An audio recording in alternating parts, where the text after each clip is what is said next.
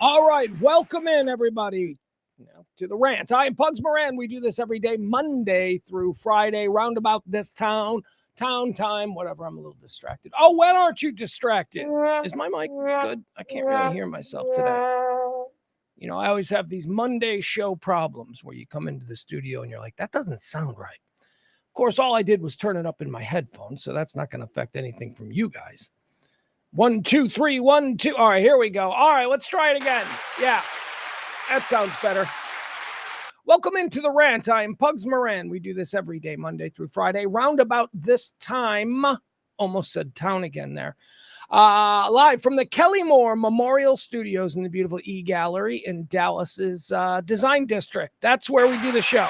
It's talk radio for normal people. It's talk radio the way it should be. I'm not a political guy. I'm like right in the middle. I don't really care about one side or the other. Actually, I do. And we're going to talk a little bit about both sides today because both sides are nuts. Although not a lot, because we don't do a lot of politics. You know what we're going to get into today? I'll tell you about what we're going to get into today. All right, here's what's happening. Dems on the run. Dems on the run. Yeah, it's a parody song. If I was still doing radio, real radio, I don't want to be doing real radio. Although I got to tell you, the corporate health insurance, that's a thing to aspire to. It is. Anyway, if I was doing real radio, I'd have a parody song all loaded for today's show. Dems on the run. But sadly, it's a one-man band. So we're going to get into that. Yeah, the Democrats, they left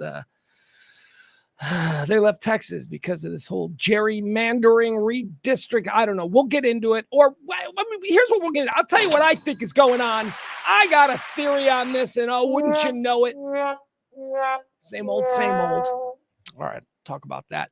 What else do we have to do today? Oh, I want to talk about something that we haven't mentioned really in the past couple of, shows. It's been about a week now since this story became a national story. I've been avoiding it. I avoid certain stories, I avoid the day in and day out. Trump said what? I avoid that. I avoid the Gaza. Everybody is starving in Gaza. I get that, man. I get that. That is awful. But anytime I'm watching the news and they're like, when we come back, we'll go inside the Gaza tunnels and meet with a starving family of orphans. I'm like, nope, no, I understand. Look, you guys know, you listen to this show. I don't watch movies about slavery. I don't watch movies about the Holocaust. Why? Because I feel at this advanced age, I've seen enough. I saw Roots. I watched the NBC miniseries Holocaust back in the 70s. I'd never seen Schindler's List. I think that when I got to adulthood, I went, yeah, I get it. Human beings are absolute shit to one another. I don't need to be reminded of it with a Hollywood spin. So, yeah, I don't watch any of that stuff. So let's add starving children. Let's add starving children to that, okay? So we don't do that kind of stuff. And we also don't do gross murders. We used to, but I just don't like the...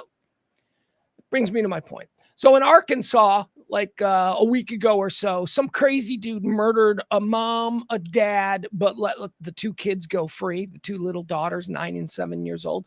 So this crazy ass son of a bitch, a manhunt starts out. They catch him, and guess what? He's a teacher. And guess what's worse? He's a teacher from North Texas. We're going to get into this whole thing because I learned a story over the weekend that was popping here locally. This dude was hired by my son's school district. Yeah. This dude got fired from Louisville School. The guy who would eventually, a week ago, slaughter a family just for shits and giggles. Somehow he passed the Plano ISD background check. So you better believe I'm pissed about that. We'll talk about that as well. All right, so what do we got? We got the Arkansas killer story that we haven't really gone into until now. Now it affects me, and I'm mad. Loni Anderson died. Loni Anderson from WKIP in Cincinnati. Oh, we'll do a whole Loni Anderson. It'll be fantastic. I'm going to be honest with you, though. There is a better than average chance that our tribute to Loni Anderson turns into just me ranting about how Bailey from WKRP was hotter. Bailey was hotter than Jennifer. Better, Bailey Quarters, Jennifer Marlowe. And I mean that. You guys are probably like, Pugs, I thought you don't do absolutes. Just because you prefer Bailey doesn't mean that Loni Anderson isn't hot. Loni Anderson was never hot to me, man. Although I liked her. I loved the character of Jennifer Marlowe. All right, so it's complicated, and we'll get into that too. Tribute to Loni Anderson. Subtitle, Bailey was hotter. That's what we'll get into that. We'll get into that. And I'll argue with you people in the chat room. You Marianne's. Although this is kind of a Marianne scenario. Bailey Quarters from WKRP versus Loni Anderson, excuse me, is very similar to Ginger and Marianne. I mean, one is just obvious and like, yeah, right? And the other is like just a hot girl next door. Now, in the case of Gilligan's Island, well, I'll explain. Because you might be thinking, Pugs, this is different. Well, I'll explain why I think you're a fool if you take Marianne over Ginger. And then I'll explain how I justify that, telling you I would take Bailey over Jennifer from WKRP. I'll explain it. I know it doesn't match up, but you'll hear it, and it does. All right, and then after this, the Loni Anderson, we need to do something that I've dedicated myself to, because a couple of weeks ago, we were on the precipice of what would go down in history as one of the greatest death trilogies of all time. Remember, we thought we had a death trilogy of Ozzy Osbourne, Malcolm Jamal Warner, and Hulk Hogan. And I went, hold on, wait a second. Someone's got to do the math here. So I went back utilizing the age-old rules of morning show radio and the death trilogy. I went back and I clocked the year 2025 of death trilogies. A couple of days back, I recited it. I gave you all the death trilogies, right? And we determined that because of a late entry, Hulk Hogan did not get to be in a death trilogy with Ozzy Osbourne. Why? Because on the same day that Ozzy Osbourne died, Chuck Mangione died. Chuck Mangione. So that death trilogy is Malcolm Jamal Warner, Ozzy Osbourne, and who did I just say? Mangione, Chuck Mangione. Okay, so that's that.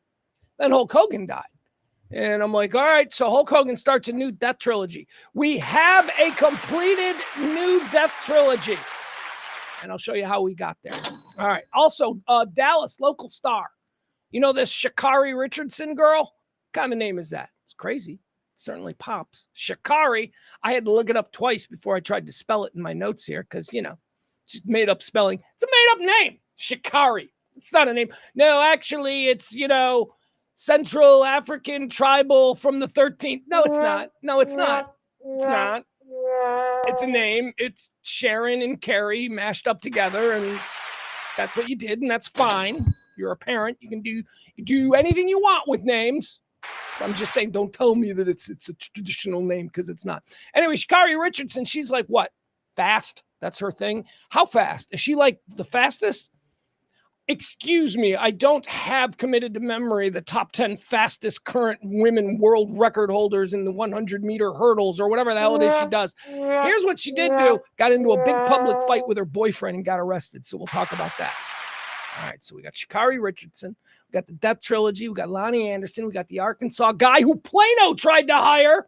And Dems on the run. All right, what else are we going to talk about? We got a whole bunch of stuff here. We got a Diddy update. Oh, yeah, there's big news in the Diddy trial. Big news. It's not big. It's kind of big. I mean, not for me. Because, you know, I used to host the nightly Diddy trial recap. Diddy or didn't he? So I'm pretty well versed in the comings and goings of this trial, and I saw this one coming. In fact, a couple episodes, I predicted this. So we'll talk about what is going on, the latest in the Diddy trial as he awaits. He's in jail. They didn't let him go. He was acquitted of like the serious charges, but the judge was like, nope, you got to stay in jail till your sentencing. So his sentencing is in October. There's been an update, so we'll get into that. What else? Do you guys like Matt Rife, the comedian Matt Rife? I wanted to talk about this because I was watching this over the weekend. Comedian Matt Rife, very funny, I think he's very funny. I guess he's provocative because he's a shock comic in 2025. And if you're a shock comic, you're a terrible person. No, shut up. Shut up. He's funny. He bought the Annabelle doll. Are you familiar, or are we too old for this? Because I know my kid and I know everybody else knows about the Annabelle doll. Comedian Matt Rife has purchased the Annabelle doll, which of course is haunted by a dead child spirit. It's a demonic doll. There's been weird stuff in the history of this doll. So let's talk about that. All right. And we'll watch some videos too. I got some funny videos. All right, there you go. That's pretty much everything we're going to do today. Say hi to the chat room. Who do we got? We got Barney in there. Hiya, Barnes. Barney's got some information on the girl with the made-up name who beat up her boyfriend in an airport. We're going to get into it. The details are funny. All right, here you go. Barney says, Sha'Carri Richardson here from Dallas. She's almost as fast as the second fastest high school boy in almost any state. Ooh. That's mean. Barney taking shots. Barney's not afraid. But here's what I'm wondering. Is that true? Like is that true? Let's just, all right. Iowa in tribute to Jeff. Let's look at the fastest boys time this year, or are you going all time? Because if you're going all time, you're moving the goalposts on me, Barney. If the fastest, is Sha'Carri Richardson faster than the fastest high school boys time in the same event? I don't know. I'd be interested to see that. I'll tell you what, if it's true, if just a rando high school boy, it turns out is faster, and I guess he wouldn't be rando, he'd be the fastest in his state, but still rando state. If he's faster than like this woman who's cashing $1 million checks for being, that ain't right, is it? We got to stop trying to make women's sports as big as men's. We got to stop trying to do that. We got to stop lying to ourselves. I mean, it's good. Encourage it. If you've got daughters and they're athletic and all that, encourage them. Get them involved in things. Have them play in teams. Be that traveling soccer parent. That's wonderful. And maybe get a free scholarship out of the deal. Maybe if it's soccer, they might have a cool career.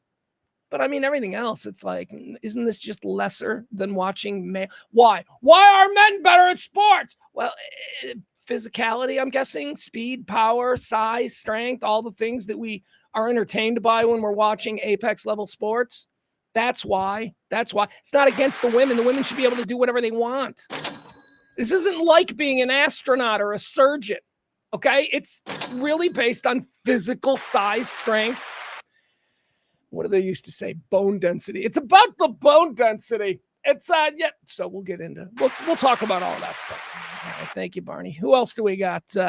We got Adam here. We got my guy Adam in the chat room. We got Jen, Sports Bras. Adam, thank you for sharing. Adam's like share. He shares. I put out the little promotion, on Facebook and Twitter and all that stuff. Hey, big show coming up, and then Adam shared it. That was freaking awesome. So thank you. Because none of you people do anything. None of you people, you're just like, oh, yeah, I'm just going to take it for granted. There's another show. Well, don't be taking this shit for granted, my guys and my gals. Because as I direct your attention down below, it is, in fact, Pledge Week. There you go. Pledge Week. Which means we got to raise some money around these parts. It means that we need to make this week a profitable week. The only week of the month that we need to make a profit. Because let me tell you, we don't make a profit. Hold on, is that Barney? I got to get rid of Barney. How do I get rid of Barney? Hide chat overlay? What is happening? Can't get rid of Barney. Here's how I'll get rid of Barney. Watch this. Not that I want to get rid of Barney. I like Barney. Sorry, I'm having this Restream, the platform we use to do this stream of consciousness conversation every day. It's acting a little bit strange right now. Okay, we want that. All right, get rid of Barney. There he is. He's gone. Adam's got some information. That's what I was trying to get to. Here we go. Adam says 992 is the Texas high school 100-meter record. Sha'Carri has run a 10.65, so she's not near as fast. Wow, that's interesting. That is interesting. And it's great for her, right? I mean, that is interesting. All right, let's see. And again, it's not about misogyny. It's just about let's stop pretending, please. Let's stop pretending that women can do anything that a man can do, because they can't. And I'll give you an example. A woman will never hold the world record for deadlift, okay? That's always going to be some Viking dude from Iceland who's going to lift like 15,000 pounds.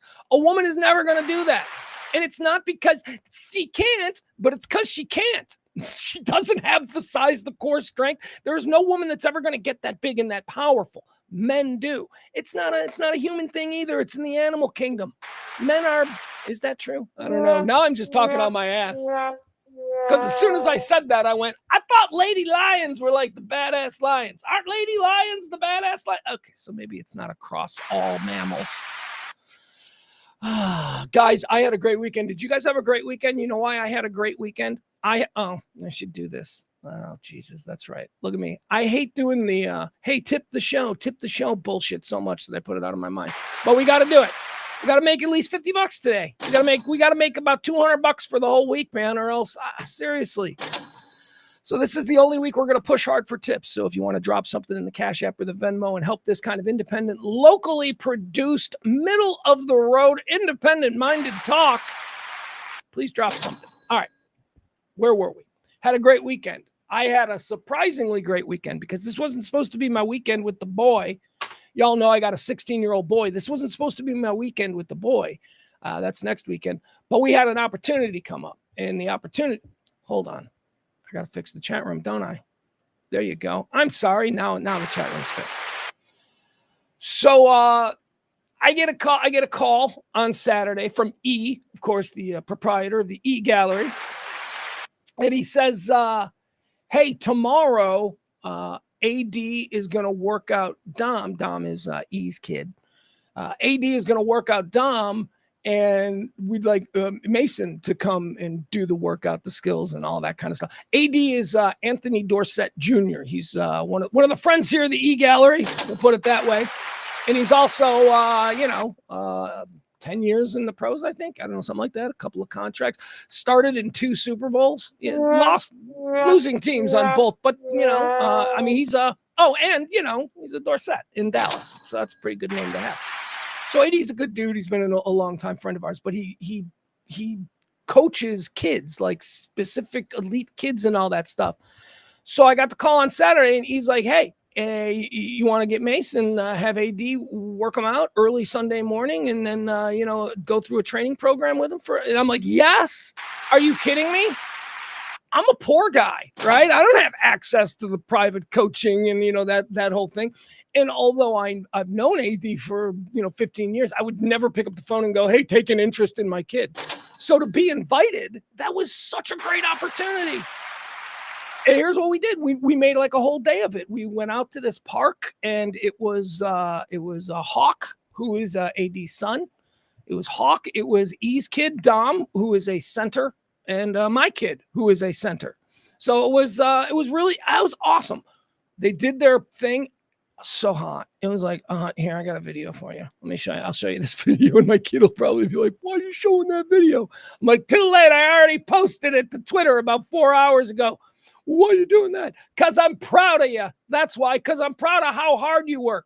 Because I got to tell you, this kid is different than me, man. My kid, my 16-year-old, everything good athletically does not come from his dad. So don't get it twisted. It all comes from his mom. Look at this kid out there. This was great. This was a great. Here he is.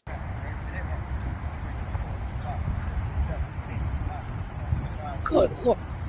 Shirt came off about a half hour into the 90-minute training session. And it was, it was a little hot out there, dumping water over him. But God, man, I would have never done this when I was 16 in the summer.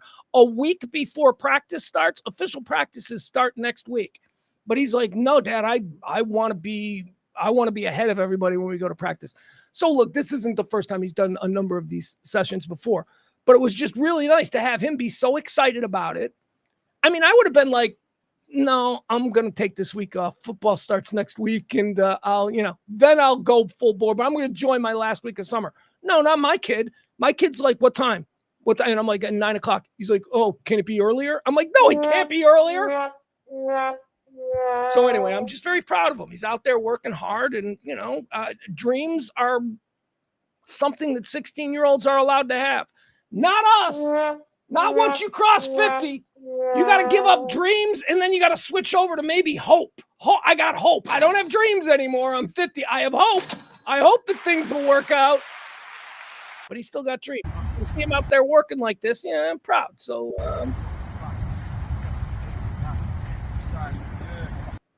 there you go. So thank you so much, Coach Dorsett, taking the time, working out my kid.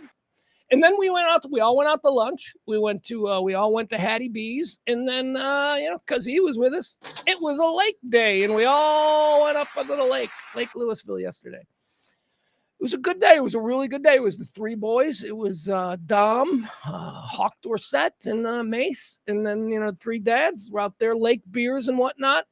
A little jet ski and some tubing. Had a tubing incident. But it was a wonderful weekend. And right now, as I say this, my kid is still laying in my bed. He is laying in my bed. He's not going home till tomorrow. But anyway, that's my weekend. I thought it was just going to be a lay around, do nothing weekend, and it turned out to be one of the best weekends we've had. It was so much fun yesterday. So thank you to both E and Anthony Dorsett. That was incredible.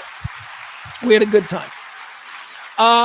Okay, so what else did we do? We do anything else this weekend? Nah. All right, let's just get started, right? Should we just... All right, here we go, guys. Are you ready? Topic 1. We got to talk about it because we're here in Texas, and this is, political theater at its most desperate and humiliating. And so here's what's going on here in Texas. I'll just nutshell it for you. So basically, Trump gave some orders. It all comes back to Trump. He said, boy, I'd really like to see Texas completely redistricted so that we could add 5 more Trump-supporting congressional districts so that we can have... it's shady. It's shady politics, but it happens on both sides. Both sides are shady with their little things. So this is one of them gerrymandering deals where Texas is going to redistrict, and they're going to create new districts for, conservative congressmen. This will then ensure Trump has more votes in the House and, not such a thin margin come midterm. So anyway, that's what's behind this whole thing. Is it fair? No, gerrymandering is never fair, and they do it all over the place. It's just unique to Texas, but this is the one that's happening now, so we're focused on it.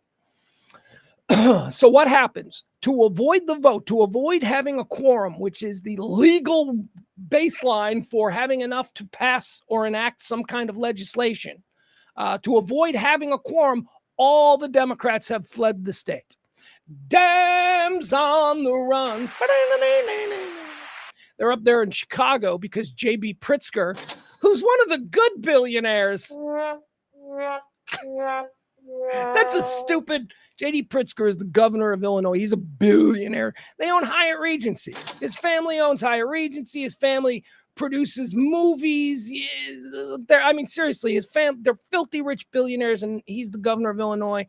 And people are like, no, he's one of the good billionaires. It's as stupid as when people talk about Trump. Remember they used to talk about, he's the blue-collar billionaire. And I'm like, what? This dude flies in a private jet with his name on the tail and shits in golden toilets. And you're like, he's the blue-collar billionaire. Shut up. Anyway, all these billionaires suck. I feel that way. So J.B. Pritzker has granted the Texas Democrats on the run. Dems on the run. Granted them all hotel rooms at his Hyatt Regencies or whatever. By the way, is that a thing? I always thought they were all Hyatt Regencies because the really nice Hyatt in Chicago is the Hyatt Regency. But then I see other places that are just Hyatt. So I don't know. I'm confused. So the Dems all bolted the state to avoid having a quorum so that this vote could get passed, which would create new districts for theoretically conservative. But couldn't these districts also? Are there no Democrats that are going to run in these districts? I don't know. Anyway. Probably not, right? Because we can all look at an electoral map and go, okay, this county's voting this way. This county, there's only like 15 counties in this country that throw the whole thing up for grabs. Everybody else has already decided. So the Dems went on the run. This is, for me, just off the top, this is another in a long stream of immensely humiliating tactical errors by the Democratic Party of the United States. They are, and I've said this all the time, man, they are always willing to fall on their sword. They are always willing to die valiantly. You fucking died. The bottom line is you died, so I don't fucking care that you died valiantly so that you could be a hero at your goddamn cocktail parties. I'm sitting here in America going, you fucking lost again. No. I always go back to the best moment of this where Dems just think doing the right thing will be rewarded. That is what I like to call programming. We're all raised to believe that if you do the right thing, you'll be rewarded. It turns out that ain't true at all. No. You do whatever you can get away with, and half the time you're going to get away with it. And if you do, you'll benefit greatly. So that's... But the Dems, no. The Dems always want to climb up on that principled mountain and swan dive off as they cry and say, I did this for you. So that's what they're doing again. They ran the state. They're out. They're gone. Dems on the run. Again, a tactical error. Why? They do this all the time. Here's why. It looks bad. This is not something like, okay, so I just saw James Tallarico, who I like. James Tallarico seems to be the lead, not the lead, but he's one of the most high-profile dudes among the Dems who have left the state. Tallarico was on Rogan a couple of weeks ago. He made like a big stink, and everybody's like, he should be president, because Joe Rogan said, you should be president. And now everybody's like, he should be president. So he's kind of the guy that's taken the spotlight on this. I've seen him interviewed 3 times. Bad move, James. This is a bad move. And I'll tell you, James Tallarico was a Texas conservative religious Democrat who is vying for, being the lead sled dog in some kind of Texas Democratic resurgence. And the only way that you can do that is that you have to appeal to the independent Texan and the new Texan, the people who are moving here. This kind of a stunt does not do that. The only people who appreciate this kind of stunt are the lobbyists and the people who work for these Democrats who are doing it. Nobody else does. Even local Democrats who voted for these people are like, what the fuck? This does nothing. It's performative. It's humiliating. And to independent viewers, it looks desperate and embarrassing. Done this before. I remember the Illinois, they did this. Illinois did this in the 90s, a whole bunch of Illinois. Texas did this a couple of years ago. You remember, I think it was 2003 or 2004. They went up to, nothing changes. Nothing changes. There is nothing that can come out of this other than getting coverage for their big, giant, performative falling on the sword. We just won't be there for a quorum, so we will disappear. Forever? The fuck? Forever? This is performative. You're not disappearing forever. We know that you're going to come back. This is just stupid. I hate it. And I hate it because we say this all the time, and it's a cliche. But elections have consequences, right? The Democrats lost. They did. And I'm not saying this as, I'm not MAGA, and I'm not saying this as a liberal. I'm just like some guy. The Democrats lost. You guys lost. You got your ass beat in the state of Texas for about 2 generations now. Your party strength in this state is so low. I mean, my God, you did it to yourself. Why did the Dems do it to themselves, especially in a place like Texas? By promoting and pushing and thinking that there is glory in advocating for issues that regular people don't give a fuck about and are irritated by. Always taking the weirdo position on something societal that is new. And look, the best example is, women competing against, or dudes, trans people. I'm sorry. Try to be respectful. Trans people competing in women's sports, right? That's like the most obvious thing that regular people who would support your party otherwise has to disconnect from. We're just like, are you fucking kidding me? That dude has a mustache and he's wearing a woman's one piece and he just waxed my daughter, who I've been waking up at 5 o'clock in the morning, taking her pool time for the last 10 years. And now she comes down to the state championships and this dude. Stop it. Well, no, there are 3 genders. That's the other bullshit that the Democrats did that caught them in this spot. Nobody likes these beliefs. And I don't know why they're saying it. They're just saying it so that they can climb up on their hill and go, no, wait. I know that you all think there are two genders, but there are actually three. And if you can open up your heart and your mind and love, you will see that it's like, fuck you. Regular people are like, you know what? Fuck you, dude. No, that's a dude. That's a chick. That's a dude who wants to dress like a chick. And that's fine. That's fine. Most of us are okay with it. You know, I don't know if we all want to hang out with that guy, but they'll find people to hang out with. My God, I don't want to hang out with people who like Dungeons and Dragons, but they seem to be doing okay. They got their own little group. But it's this idea that we all must now suddenly come over to this radical way of seeing things that were absolutes that has caused the Democratic Party to lose everybody normal in the middle. We're all just like, what the fuck? And that's not to say that a bunch of their ideas aren't good. That's not to say, it's just that they get drowned out by the nonsense. So here we go with more nonsense, right? 3 things about this. 1, here's a problem with the Texas Democrats. They think it looks brave. They think this is brave. They think this is, here's what we're doing. And we're doing it for you, the people of Texas. Thank you. Thank you for leaving the state. For me? All right, get the fuck out. All right. What do you mean you're doing it for the people of Texas? You're doing it for the very small minority of voters who support your party. Those people have no power. So what are you doing here? This is not how you win over people who are made uncomfortable by some of the draconian measures we've seen in this country. This is not how you win the middle. This is how you just have the middle roll their eyes at you again and go, yeah, okay. Maybe I will go to that MAGA rally with my cousin Jim. Stop it. Stop being so irritating and weird and performative with everything.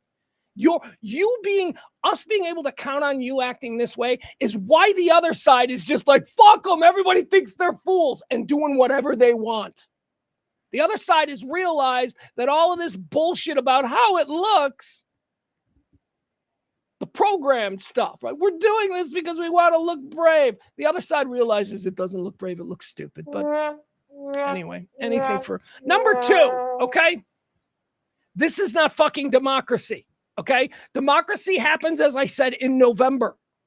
And one side loses. And when one side loses to the extent that the Democrats in Texas have lost, this is the kind of shit that happens. The other side, after generation of local midterm general wins, gets to do whatever the hell they want. Why? Because this is what the people of this state voted for, like it or not. All right, so you hate the people in this state that you share, air with. Tough. There's more of them than there are of you. Maybe you're the weirdo. Or move to a different state. And again, I say this as somebody in the middle. I'm just trying to explain what the reality is, because after all, that is what it comes down to. The way the right conservative people in this country view what's happening. They view it with a very realistic view. The left views what's happening and says, I'm going to ignore that. And here's how I want the world to be. And we're going to act and we're going to legislate as if the world is how we want it to be. And the right's like, the world fucking sucks, doesn't it? And the people are voting for that. So stop it, Democrats. My God, Democrats used to be, they didn't used to be the party of the theater kids. The theater kids didn't have a party. They didn't used to be the party of like the radical crazy people who, Antifa, if you will. They didn't used to be that. They used to be the party of unions, of working people, of regular folks. They were the party that made the distinction between the bankers and the tellers, right? Tellers, they were Democrats. Bankers, they were Republicans. That was the difference. Completely lost track of that. The Democrats over the last 50 years have completely lost touch with the middle of America, and that's why we have a situation now in Texas where the Democrats couldn't get elected to dog catcher, student council president. They couldn't get elected to anything because of this generational misstep after misstep. All right, there you go. And number 3, what the what the Republicans are doing, all right, with this redistrict is criminal. It's legal. It's legal, but it's like, oh man, no interest whatsoever in playing nice. No interest in fairness. The Republicans, as I say, they live in the moment. They live in the real world. They know it's time to strike. The iron is hot. Take everything. Take everything, because now is the time they can do it.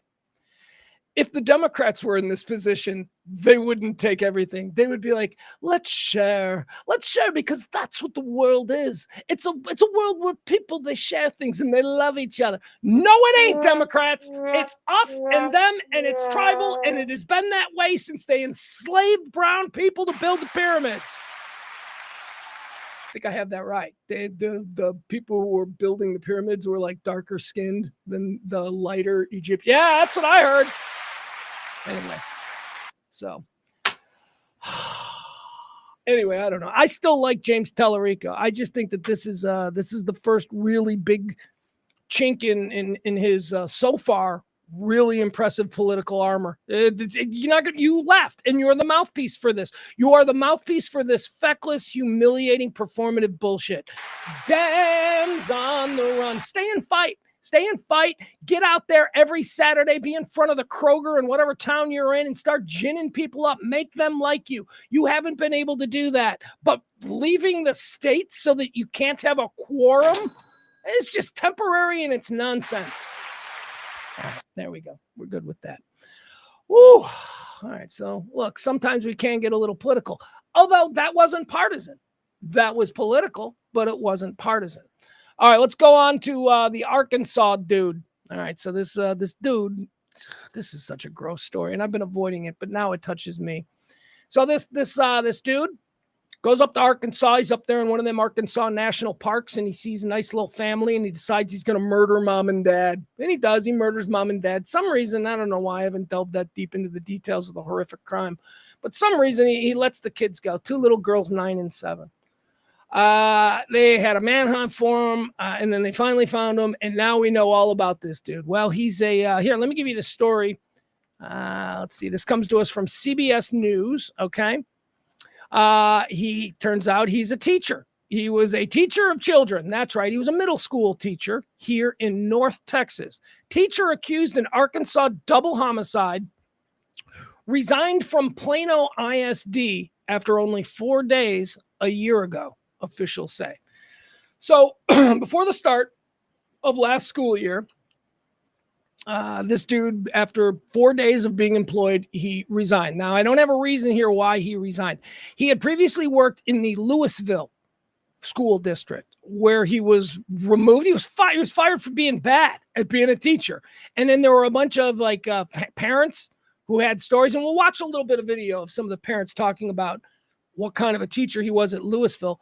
But apparently he showed favoritism to the girls. And by the way, these are like 10 and 11-year-old girls. This was like middle school, like 6th grade.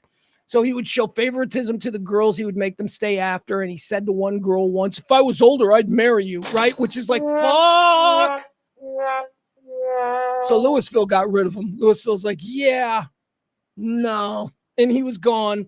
But then guess what? Plano ISD, just a couple of miles away, about, what is that, 10, 15 miles maybe tops, 10, 15 miles to the east of Louisville. He applies at the Plano ISD. Now, why am I so worked up about this? Because that's my kid's school district. My kid goes to school in the Plano ISD, and they're hiring this guy. Now, granted, he hadn't murdered people in Arkansas when Plano hired him, but he had just been fired from Louisville for being a weird creeper teacher. How desperate. I thought teaching jobs were, maybe not. I don't know. I thought teaching jobs were good, but apparently they're just hiring anybody. And now I'm thinking about, what teachers have gone through in the last few years. By the way, I'm very pro-teacher, just so you know. Just you want to flash back to the COVID days when you're chasing your kid's 5th grade art teacher through a parking lot? Yeah, fuck you, okay? Teachers, they make shit money. They get crapped on by parents. They get crapped on by a budget system. They get crapped on by the administration. Stop it. Stop shitting on teachers, you assholes. All right. So here we go. The 28-year-old man accused of killing a married couple at Devil's Den State Park in Arkansas was employed by the Plano ISD for 4 days in early 2024 before the school year. Andrew James McCann. Andy McGann sounds like a good guy. Oh, Andy McGann. Andy McGann did that? No. Andy McGann is accused of killing Clinton and Kristen Brink. He held a teaching position in the North Texas Plano School District from August 6th until August 9th of 2024, when he resigned voluntarily before the first day of school on August 13th and did not have direct contact with any students in the Plano School District. Okay, so maybe this is what happened. This is the only way this kind of talks me off the ledge about being angry at Plano. So maybe they caught him. And what I mean by that is he was let go from Louisville for being a creep teacher. He goes and he applies at Plano. Maybe they're desperate and they're like, okay, let's just bring him in. We'll hire him and we'll get the ball rolling because school is starting. So he was hired on August 6th, and then he resigned voluntarily on August 9th. So what do you think happened? Here's what I think happened. I think between August 6th when he was hired and August 9th when he voluntarily resigned, somebody at Plano talked to somebody in Louisville, and they went, this fucking guy's nuts.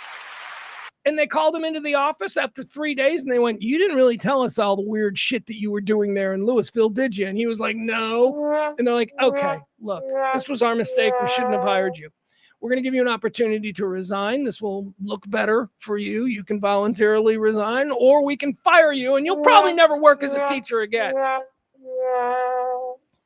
Because there'll be an investigation as to why we fired you, and then all of the stuff that you did there in Louisville. So they got rid of him after 3 days. It's the only way that I'm okay with this, because I have questions as a parent of a child in the Plano Independent School District, still in the school district.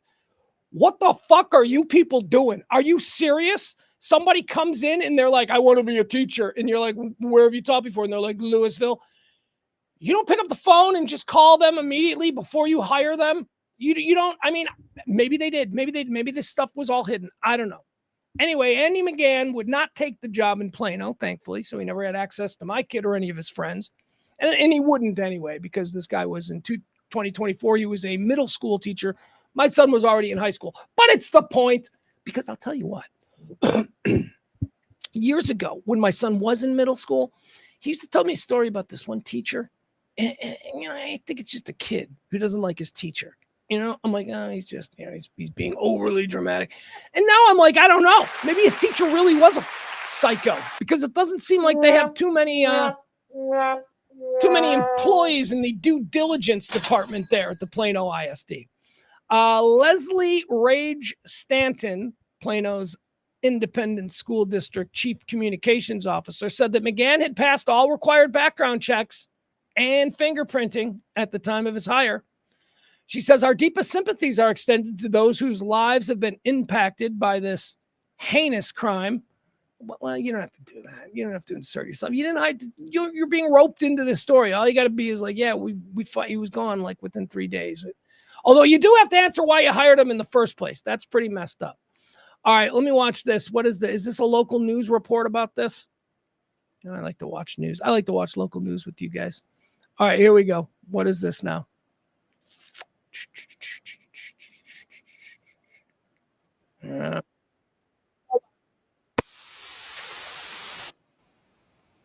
Oh, yeah, here we go. Okay, let's watch. What is this? 8 News 8 here in Dallas. Let's see how they covered this.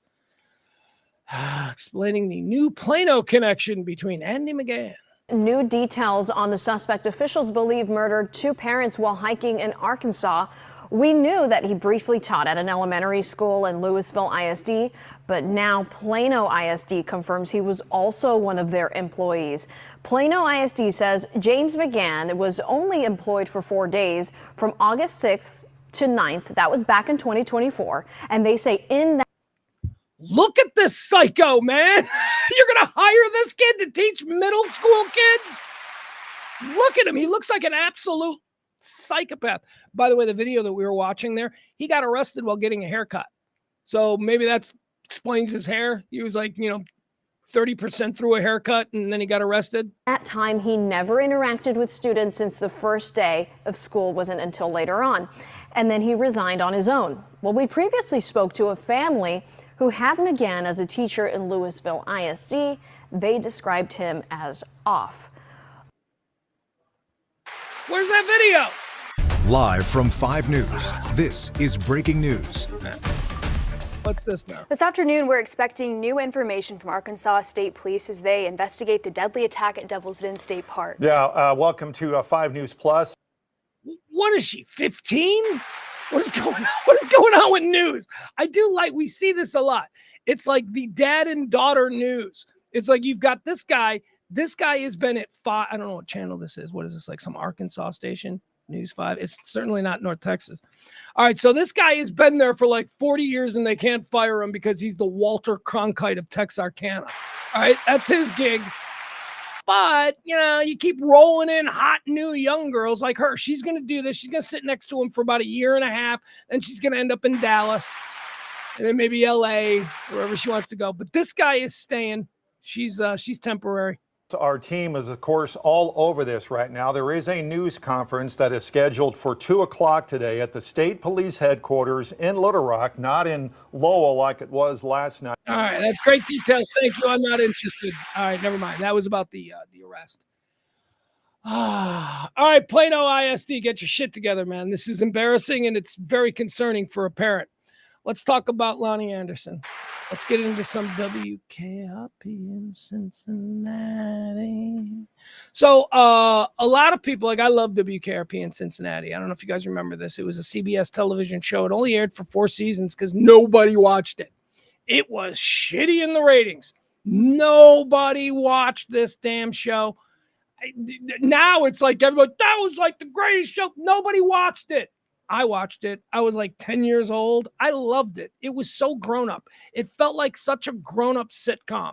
They were talking about things that were like, you know, grown up subjects. And people also said, oh, I bet you just love it because of radio. It's probably what got you into radio.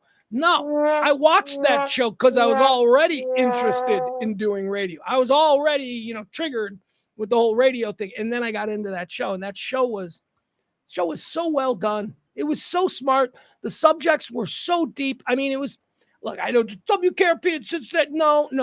There was a lot. If you could just get past the surface, which was a lot of slapstick and funny things, the actual issues that govern those shows, they're just great. Do you remember the Who concert where all the people got killed in Cincinnati at the Who concert? I'll never forget that episode of WKRP. Yeah, they did it as a sitcom, and it was fucking great. What else? What else did we have? When the big guy started molesting Arnold Jackson's friend, that was another one. Oh, wait, I just crossed over 2 shows. That was Gordon Jump, who played the big guy in WKRP, would then go play a child molester on Different Strokes. Wait a second. Why was Different Strokes dabbling in child molestation? A very special Different Strokes. All right, Loni Anderson. She played Jennifer Marlowe. Jennifer Marlowe was the smoke show sex bomb receptionist at WKRP in Cincinnati. Let's give her her props, okay? Loni Anderson played Jennifer Marlowe, the receptionist. She could have very easily and probably have been expected to play that character as a dumb blonde, as a dizzy sort of, hey, I'll get you your coffee, with her big tight sweaters and, you know, high heels and all of that stuff. But she didn't. Jennifer Marlowe, if you watch WKRP in Cincinnati, although Jennifer Marlowe was this undeniable sex bomb, Jennifer Marlowe was the smartest, most competent, and probably decent person at the entire station. She ran that fucking station. Jennifer Marlowe's job, as played by Loni Anderson in the show WKRP in Cincinnati, was to deflect any business away from Arthur Carlson. Arthur Carlson played the big guy. He was the general manager. He was the son of the owner of the radio station, and he did not want to be a businessman. He was just there in the office, and he didn't take meetings, and he used to run from phone calls. And Jennifer Marlowe, his assistant, his secretary, her job was to tell everybody that he wasn't available or, you know, deflect phone calls. Now, in the meantime, she's doing all the business. She is the person running that show. Jennifer Marlowe. All right, so she was smart, she was cool. Everybody in the show was trying to bang her. Like everybody would be flirting with her because it was the 80s. You could do that. You could depict the hot girl as being someone that guys wanted to have sex with. Because, you know, today, whenever guys see a hot girl, they do not want to have sex with her. But back then, it was like, you know, shoot your shot. It's the 70s. Jennifer Marlowe was very cool. Remember her penthouse? Do you remember when in WKRP in Cincinnati, when they would go to Jennifer Marlowe's penthouse? She had a penthouse. She's a secretary at a radio station, and she's living in this like multi-million-dollar. And I think her doorbell played "Fly Me to the Moon." Yeah. Anyway, she was a baller. Jennifer Marlowe was a very fascinating character in that show. She had shit going on. She had money. Where'd she get all this money? She had all these super wealthy boyfriends. I guess that's where the money came from. Loni Anderson herself, though, I mean, she became an icon on that show, despite the fact that nobody watched that show. Nobody watched that show. I'm sorry, just look at the ratings. Nobody would finish like in the bottom 10 every year it was on. The only reason they kept renewing it is because it kept winning awards. It was winning critical acclaim and it was winning, you know, Emmy awards. And so they kept going, all right, we'll leave it on. But nobody was watching. She became a breakout. She became a breakout because of her physical beauty, because of what she looked like, because of how hot she was. She was on posters. She was on the cover of magazines. Nobody was watching the show she was on, but she became something much bigger. And after that show ended, I'm sorry, it's not like she went on to win, you know, Academy Awards and stuff. She didn't do anything else. She did movies. She would like pop up in Lifetime movies in the 90s or whatever. You know what I mean? She stayed around. She was most notable post WKRP for marrying Burt Reynolds. She got Burt Reynolds to marry him. They adopted a kid together, Quentin. You guys used to watch Win, Lose, or Draw in the early 90s, late 80s. Remember the game show? So Win, Lose, or Draw, the game show, was started by Burt Reynolds and Burt Convy because they used to play this in their living room at dinner parties. And Burt Convy and Burt Reynolds went, hey, we should just turn this into a game show. And Burt Convy went, well, I am a game show host. So Win, Lose, or Draw, a Burt and Burt production. Remember that? Burt Reynolds and Burt Convy. So like the first season of Win, Lose, or Draw, it was daytime television. And I remember watching this, like daytime television. You're supposed to have D-list celebrities. And like the first season of Win, Lose, or Draw, like every episode was Burt Reynolds or Loni Anderson. It was really pretty cool. But that's all. That's what she did, man. You can't tell me something Loni Anderson did other than WKRP. She was a sexy woman who, you know, leaned into the sexuality and she got marketed that way. She made money. She married Burt Reynolds. She did well. All right, now for what I really want to talk about. She wasn't the hottest chick on that show, man. I am sorry. Loni Anderson, she is the one that the programmed masses are directed to think is the hottest one on that show. She wasn't. Bailey Quarters, as played by the great Jan Smithers, she was the hottest one on the show. Here, wait a second. Let me give you an example. A good picture of them side by side so you can get an idea of... Yeah, here you go. Okay, so here is Bailey Quarters and Loni Anderson. This is not during filming. This is not on set. This is like at some producer's backyard party during, you know, whatever. This is like during their off time. I want you to look at these two women. Oh, can we make it bigger? Yeah, there we go. We'll make it bigger. All right. So on the left, you've got Bailey Quarters. On the right, you've got Loni Anderson. And I say that you programmed dweebs, you are drawn by the big tits and the platinum blonde hair. You're like, that's supposed to be hot. That's what's hot. I would argue that in 1979, 1980, Bailey Quarters, with her hippie hair, her natural complexion, and her equally busty chest, was way sexier than Loni Anderson's Jennifer Marlowe. I know we were supposed to be directed to Loni, but no. People like me, we knew. All right, so let's talk a little bit about Bailey Quarters, because Jan Smithers is still alive, all right?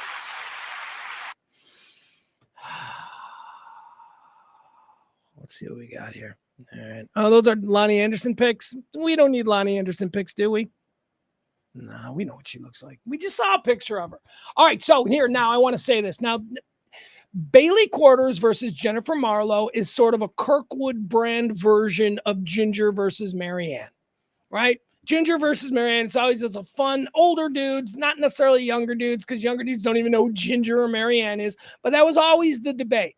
Like, oh, if you could have either Ginger or Marianne from Gilligan's Island, which one would you want? And I have always been of the mind, in that context, when we were talking about Gilligan's Island, in that context, you're a fool if you don't choose Ginger, who was supposed to have been a Marilyn Monroe type. If you look at Ginger and Marianne, and at this point, it's not about who's cuter, who's hotter, who's sexier.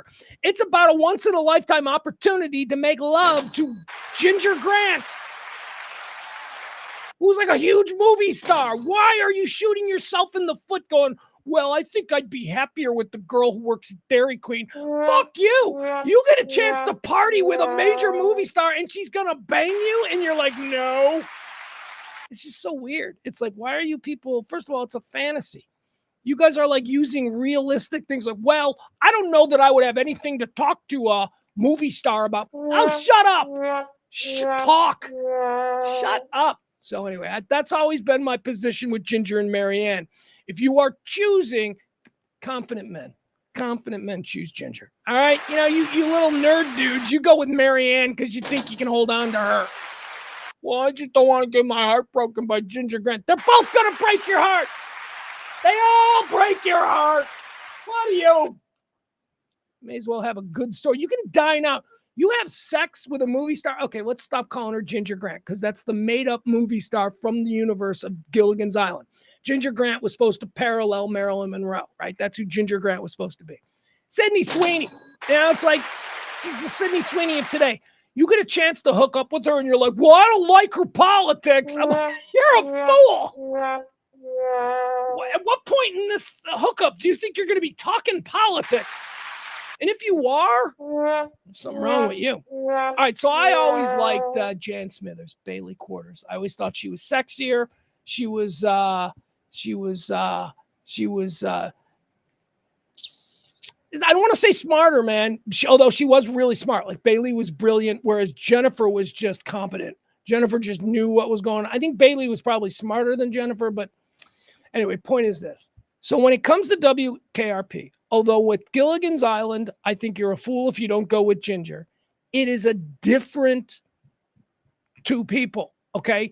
Jennifer Marlowe in the universe of WKRP in Cincinnati is not a movie star. She's just some hot chick who works in an office, okay? Same thing as Jan Smithers, Bailey Quarters. She's just another hot chick in the office.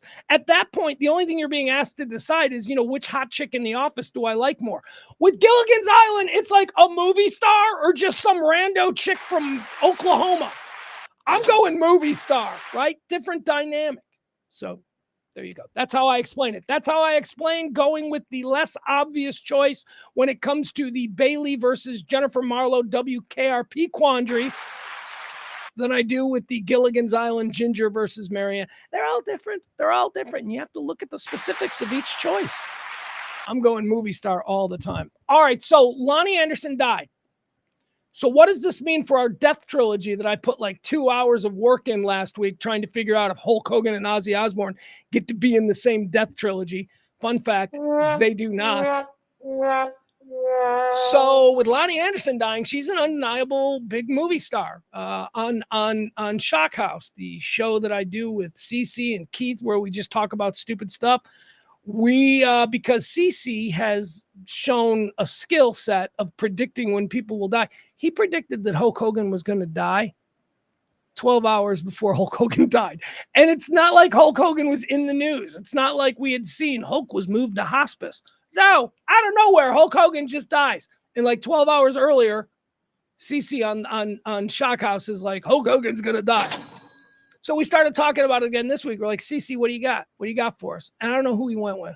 Phil Collins. Oh, he went with Phil Collins, which is a good one. But Phil Collins, we know, is sick. So he didn't have Loni Anderson. None of us saw Loni Anderson coming down the pipeline. So where are we in the death trilogy? Here's how it matches up. The last death trilogy that we had, the last completed death trilogy was Malcolm Jamal Warner, Ozzy Osbourne, and Chuck Mangione. There you go. And you might be like, well, what about Hulk? Hulk died after Ozzy. Well, Hulk did die after Ozzy, but they didn't really release the news that Chuck Mangione had died. So retroactively, Chuck Mangione died on the same day as Ozzy. They go in together. They go in together. So that starts a new one. So again, the last death trilogy of 2025 that we have is Malcolm Jamal Warner, Ozzy Osbourne, and Chuck Mangione. Chuck, or Hulk Hogan, I should say, started a new one. All right, so we got a new one with Hulk Hogan. So who's in with Hulk Hogan? We've just completed it. It is Hulk Hogan, Ryan Sandberg, and Loni Anderson. The next celebrity to die starts our 15th, let's say 15th death trilogy of the year. That can't be right. 15? 1, 2, 3. Oh, 15. All right, never mind. We're moving on. There you have it. Our tribute to Loni Anderson. You were cool. Jennifer Marlowe was cool. Yeah, but I can't really, I don't know what else you did. You know, you married Bert. That hell, you guys look at Jennifer Marlowe. Okay, let's do this. Fine. Middle-aged, unlayable white man is now going to pull up pictures of Loni Anderson, and we're going to decide if it's hot or not. And all you people are going to be like, of course it's hot, because they tell us that it's hot.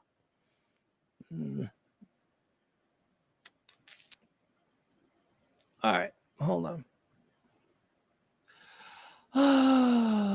Why are Loni Anderson pictures so hard to pull up? I mean, I'm on Bing. There we go. Okay, here we go. Let's look at these pictures of Loni Anderson, and I'll tell you why, you know. Here we go. I know you can't wait. All right, here you go. All right, here is Loni Anderson. All right, look at her. All right, that's not prime Loni Anderson. You know, it's a couple months ago, Loni Anderson, maybe. There she is. She's a little bit older. All right, this is prime Loni Anderson.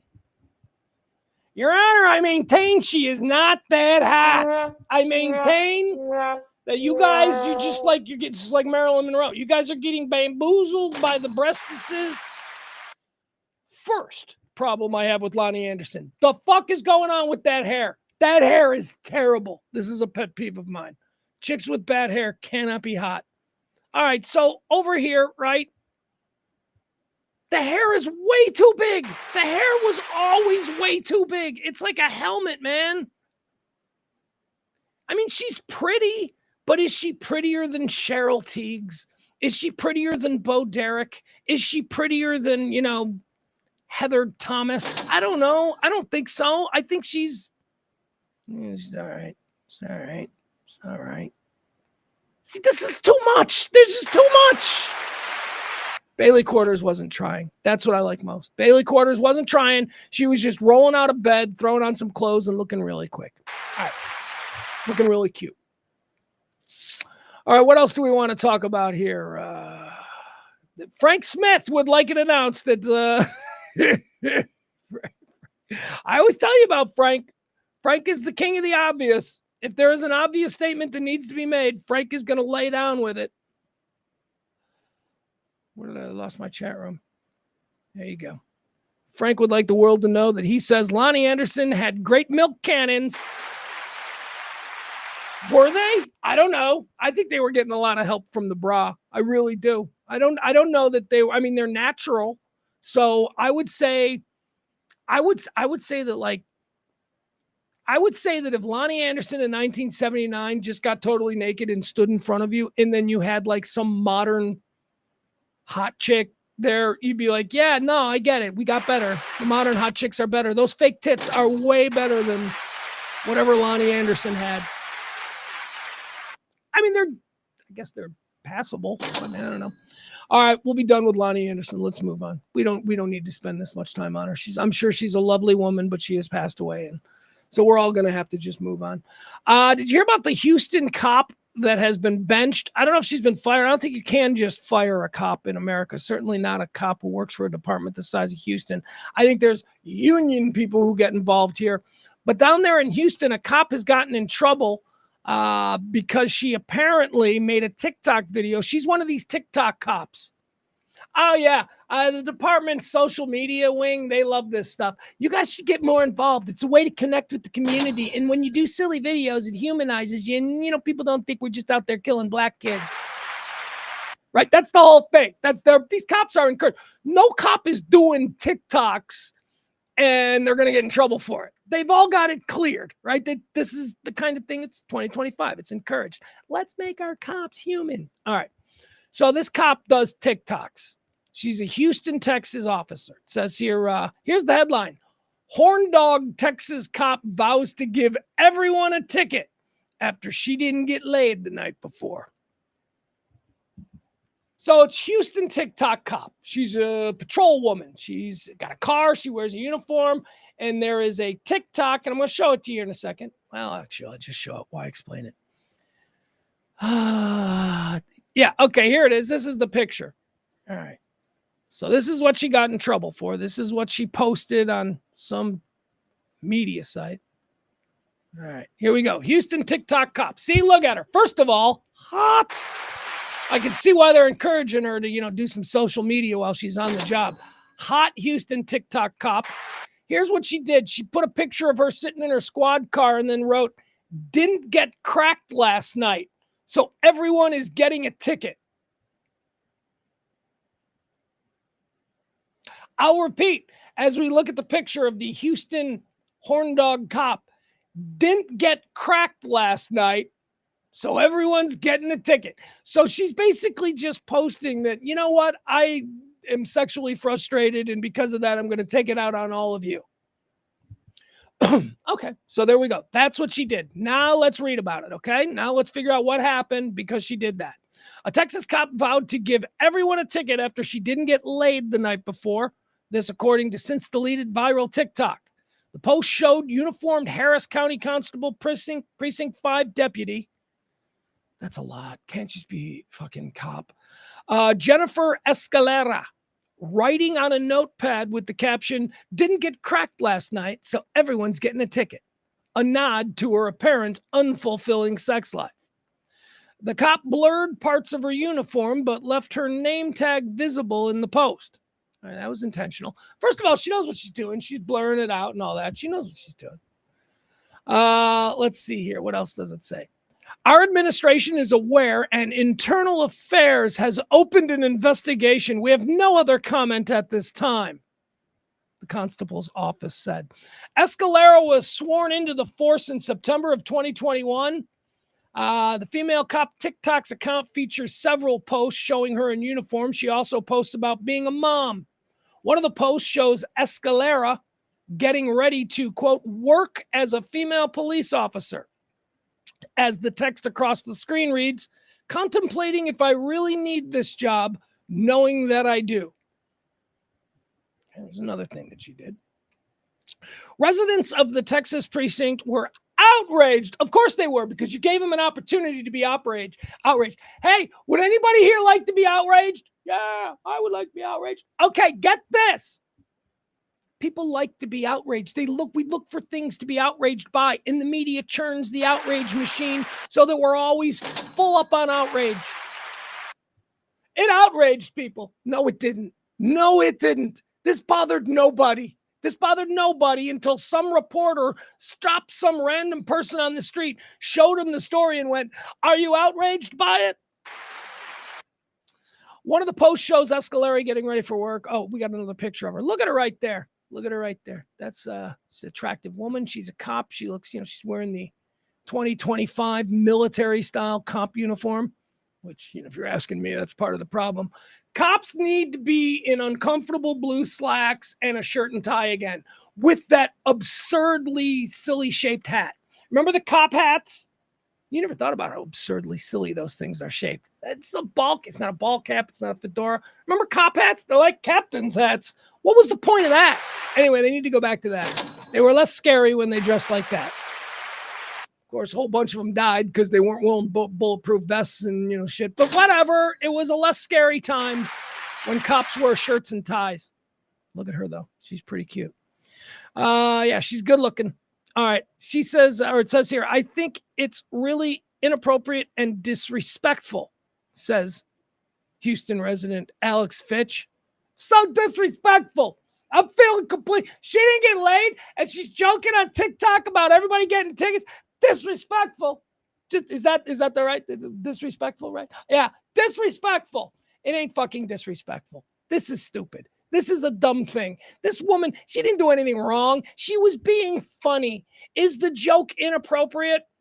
Well, I mean, not to me, but I mean, I could see how if you are a public servant representing the city, that maybe it's a little bit risque, a little raunchy maybe, and directly, by the way, directly associated with a police officer in uniform. So that's a bit of a problem, but you don't get rid of them for this. This is silly. This is another overreaction to something that doesn't need to be a problem, but we're making it a problem. Yes, we saw the joke she made about not getting laid and being sexually frustrated on TikTok. We saw that joke, and let me tell you, joking about giving people tickets because you're sexually unfulfilled, that is not something the Houston Police Department takes kindly to. We've got internal affairs looking into this. We got a whole bunch of people. They all make $100,000 a year, and they're gonna. It's nonsense. This is stupid. You know what this is? This is maybe her boss goes, hey, something came down about that tick about writing tickets. Funny. Don't do that. You should know better. That's it. That's the extent of what this is. Cops are all murderous monsters. And then, cops start showing a little personality, and this chick is showing that she's kind of she's a cop chick. What do you think cop chicks are? Do you think cop chicks are Audrey Hepburn? Do you think cop chicks are like, Sarah Michelle Gellar at her most frail and innocent? No. Cop chicks are chicks who try to bond with dudes, with other dude cops. They're hyper masculine. They talk about fucking and shit like that. Cop chicks are like that, man. There are no cop chicks who are delicate flowers, okay? So to pretend like it's just unbecoming of the uniform, get over it.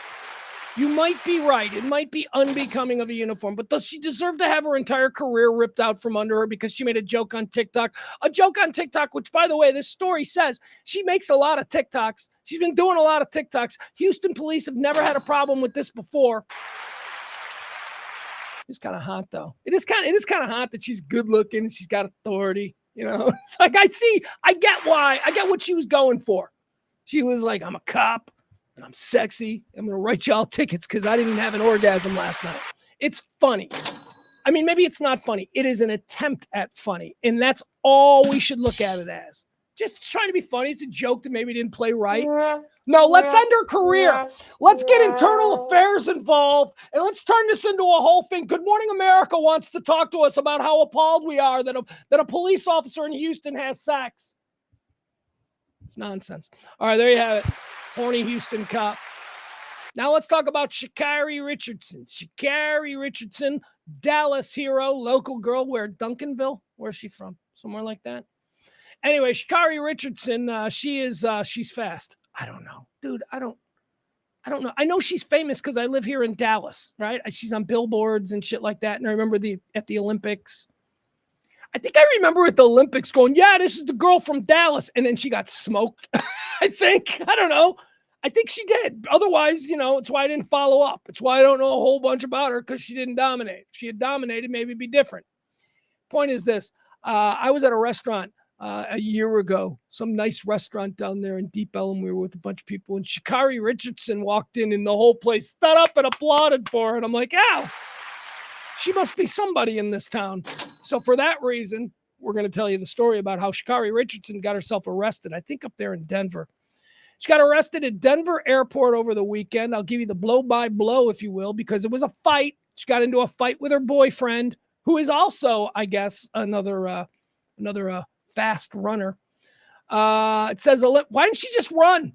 Why, how about that? Like, she couldn't have gotten momentarily away from the cop and then just went boom right through the airport.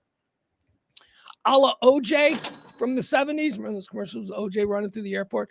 No Denver airport cop is going to catch Sha'Carri Richardson if she wants to run away.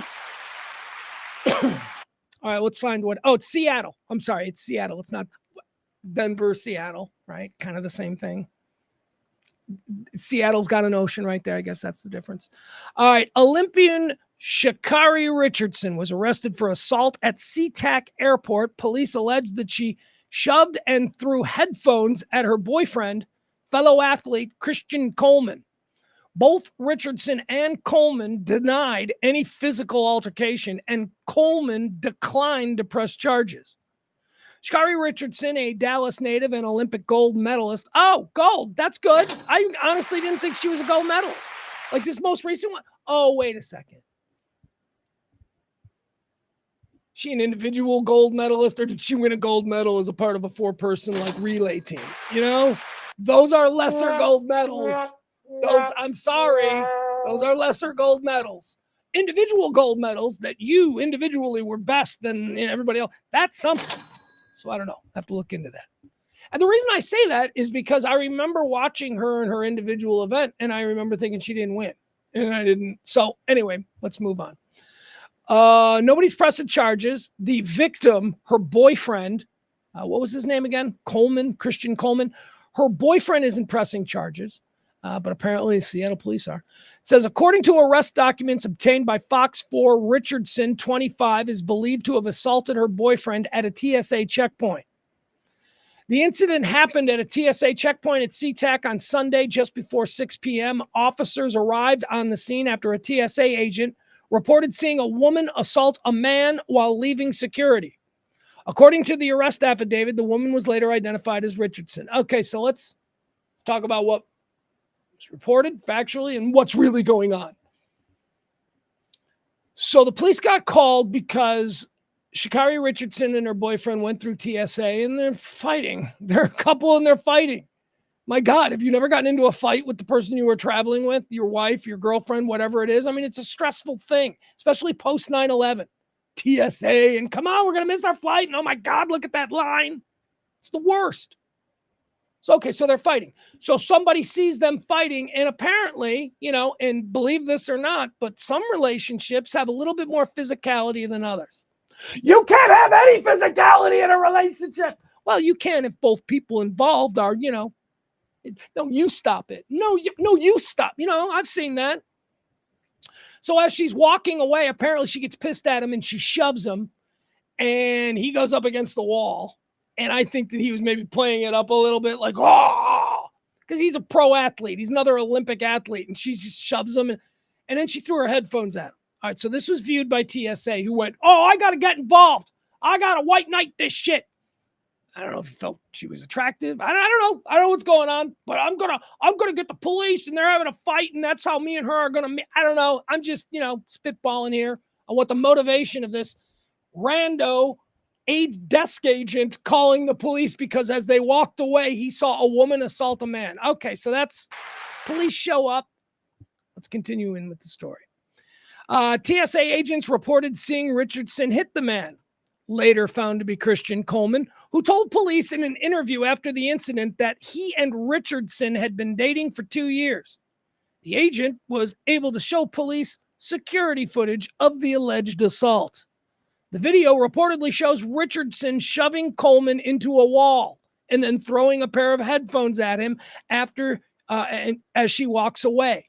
This after he appears to attempt to get help from TSA. So I haven't seen the video, but I imagine she's pissed at him and she's like, just get the fuck away from me. And then she throws her headphones at him. And as she's walking away, because he's embarrassed in public, is probably going, can you believe this shit? Which is being interpreted as he's desperately trying to get help from TSA. No, he's not. He's a world-class athlete. His girlfriend just pushed him and threw headphones. He doesn't fucking need a nanny. Okay? He's all right. His girlfriend's a bitch or whatever. We're talking about from his point of view. His girlfriend's a bitch. She's always like this. You don't need to get the police involved, and you certainly don't need to embarrass an Olympic hero. You see where I'm going with this. So she got arrested. I don't know if there's any great body cam footage of her being like, I ain't going to jail. I don't know if that exists. I'm hoping it doesn't, because it would kind of hurt my point of view here. But my point of view on this whole thing is that this is people getting involved because they think they're doing what's best for the individual. That's why. You see a woman push a man in an airport and you call police, I got to believe your motivation is you fear for the safety of that man and you're going to get involved. Now, I think it is different. This is not sort of an asymmetrical kind of a thing. I think it's different I think that if you see a man shove a woman in that way and then throw headphones at her, I think it's different. Again, going back to what we talked about in the beginning of the show, men are typically bigger, more powerful, and have a physical dominance in any kind of, combat situation, if you will. So I see a man do that to a woman. Yeah, it's a different situation than a girlfriend fed up with her boyfriend who's just doing that. Men are not as fragile. No, but it's the same thing. And then you get like some dudes like, masculine dudes. Those guys are like, nah, serves them right, man. I mean, I can't even raise my hand to my girl without going to jail. Oh, shut up. You're being stupid too. Shut up. It is different. A man shouldn't push a woman because a man is much stronger than a woman. Woman can push me all day long. I'm not going to cry to TSA and then beg someone to call the Seattle Tacoma Police Department. Please, my girlfriend threw headphones at me.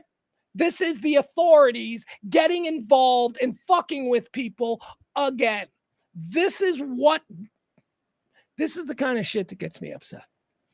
We're programmed to think, well, the police should have been called and she should have been put. No, she shouldn't have. Nobody should have gotten involved. They should have walked to their gate and sitting silently next to each other for 15 minutes probably would have buried the hatchet. And they probably would have been fine. They've been together for 2 years. You think this is their first fight? The TSA agent reported seeing Richardson hit the man, later found to be Kristen Coleman. The video reportedly shows Richardson shoving Coleman into a wall and then throwing a pair of headphones at him as he appears to be, I want to make sure I read this right, after he appears to be attempting to get help from TSA. After he appears to be attempting, he appears, we're not sure that's what he's doing. He appears, and since we're going with that, we think that he's attempting. See, none of this it's all designed to make her look bad. He's desperately trying to get help from the TSA. It appears. Attempting. Okay. Let's see. During the investigation, police say that they spoke to both Richardson and Coleman. Coleman is reported to have told police that he and Richardson had gotten into a verbal argument that became a little heated. When asked to elaborate, the document says he refused and denied any physicality in the altercation. He did not wish to press charges and declined to be a victim, the document says. Good for him. Good for him. This is embarrassing. I'd be like, cops, get the fuck out of here. I'm out of fight with my girlfriend. Jesus, really? I mean, you understand that she's somebody and I'm somebody. We're on the Olympic team. You making a big deal out of this is just going to fuck shit up. We're just a normal couple. We're having a fight in public. Oh, my God. Richardson is reported to have said the exact same thing, denying any physical assault and claiming that the argument was entirely verbal. She told police it started because she was upset at Coleman for having her headphones. This is a couple traveling, getting into a bickering match over those are my headphones. No, those are your headphones. The police don't have to come. This doesn't have to be a New York Post story. I don't have to watch this morning on CNN. Olympic hero Sha'Carri Richardson arrested but this doesn't need to happen. After viewing the security footage, however, Richardson was arrested and booked into the Score jail. She's charged with 4th-degree assault. The documents do not say when Richardson was released from jail, but the New York Times reported on Monday that she and Coleman both competed in a track event last Thursday. Okay. So this is my problem with this.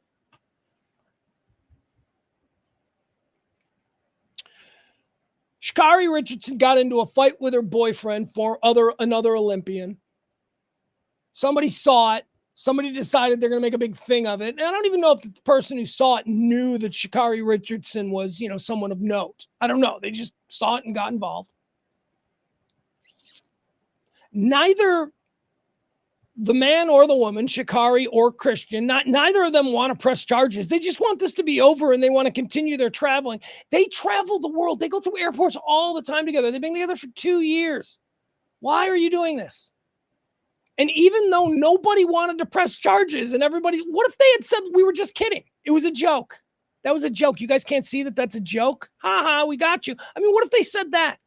Nobody is pressing charges except for the police. The police are like, no, you got to go to jail. We're going to put you in handcuffs. We're going to walk you through. Everybody's going to see you. You're going to hear people going, hey, isn't that Olympic hero Sha'Carri Richardson? This is all so fucking unnecessary. And it's just another example of, people think, no, it's the right thing to do. We believe the victims, and he's probably just too scared to tell the truth. Oh, shut up.